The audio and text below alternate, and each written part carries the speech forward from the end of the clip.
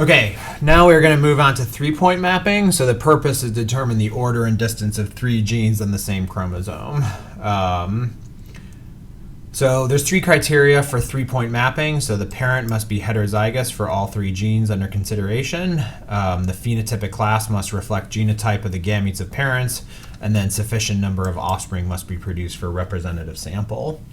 So overall, this is kind of nothing surprising about this. So the way that you do it is you simply have a test cross where you have a heterozygote animal and you have a dominant recessive relationship. So you're able to determine the genotype of the animals based upon looking at their phenotype. And then you do this cross where you end up getting something on the order of 1,000 offspring. And so what we've changed about the last half of the lecture is that we simply added a 3rd gene now onto the chromosome. So we have the V gene, the PR gene, and the BM gene. And we don't know the order. So it's important to note we don't know the order of the genes. And so we don't know the order, and we also don't know the parental gametes. So we also don't know, is it this over this. We don't know that information. So we're using the result of this cross to determine that, and then we're also trying to determine the order. So, these 2 situations right here, the order is V, PR, BM. But here, PR, V, BM. So now V is in the middle of the, so in these 2 situations, V is in the middle of the 2 genes. And so that's, essentially when we talk about order, the main thing we're talking about, what is the gene that is in the middle? And so we're also trying to use this information in order to determine the order in which gene is in the middle.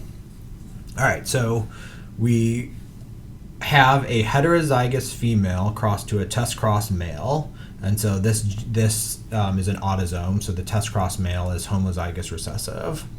And so again, so now there are 8 total gametes that can be produced by this heterozygous female. And so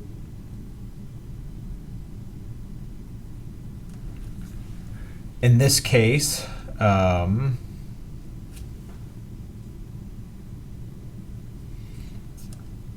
this is kind of a shorthand. The way that they're writing this is that it looks something like this. So,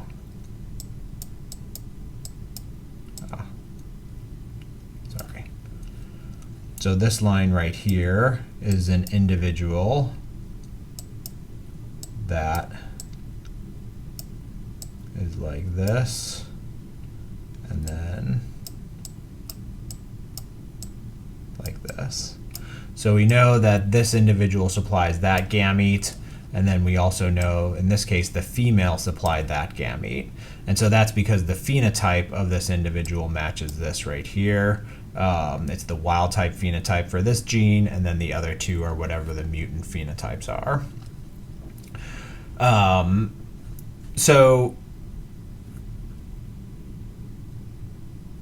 there are 3. So what you need to do is look at the frequency, and you need to find the 2 possible combinations that occur the most often. So again, 1, 2, 3, 4, 5, 6, 7, 8. So there's 8 possible gametes that are produced. And now we've simply written out the number of offspring that we've identified that have that particular gamete genotype. And so you need to identify the 2 most common gametes. So 230, 237, these are the 2 most common. These right here are the 2 least common, so 44 and 42. And so this is in another important class. And then you should have two that are similar that are in second place and two that are similar in third place. So basically we're grouping kind of the opposite gametes together, and then we're ranking them 1, 2, 3, 4 based upon how common they are. So this first class is very important because it allows us to determine the parentals. So we use this information to determine what the parental gametes are, and then we use this information in order to figure out which gene is in the middle.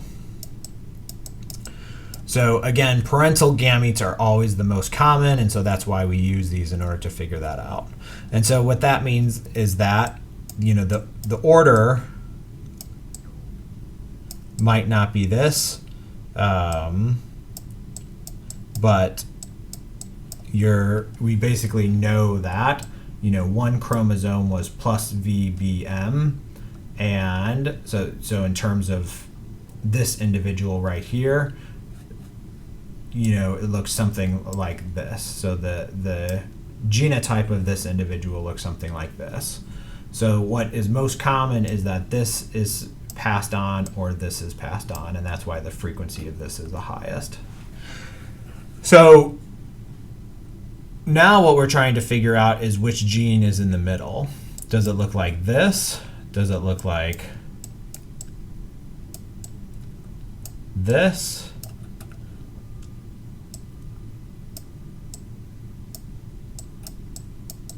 Or does it look like this?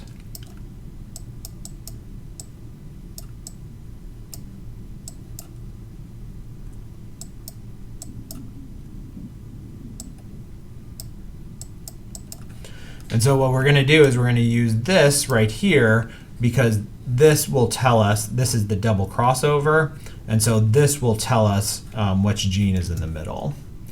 So this is to show you kind of how you do that. So the double crossover, what the double crossover does is it flips the allele in the middle. So if V is in the middle, so again we use this information, so P plus plus and then plus VBM. Sorry, I guess that was PR. But now we can basically figure out if V is in the middle, what is the double crossover going to produce? So this would be plus plus VM and then PR V plus. So that's what's shown right here. If this gene is in the middle, these are the gametes that would be produced. So you go plus plus V and then the opposite. If PR is in the middle, you would have this combination and then plus plus plus. So now we look at this and we see what is the actual genotype, sorry, what is the actual crossover. And so that is what we use in order to determine that PR is in the middle, because these gametes right here match that. And so now we've determined the order and we've determined the parental combinations. And then in the activity, we'll also look over, you know, how do you actually measure the map distance between them. And so this is kind of exactly how you would do before. You want to know how many recombinant gametes are formed between these two genes.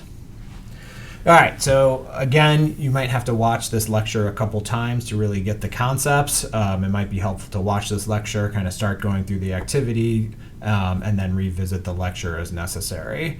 But this is really actually a really cool part. Once you understand this, is actually a really cool part of genetics, and it really helps you kind of understand kind of so many things like ancestry, relationships, etc. So I encourage you to work hard and understand this lecture.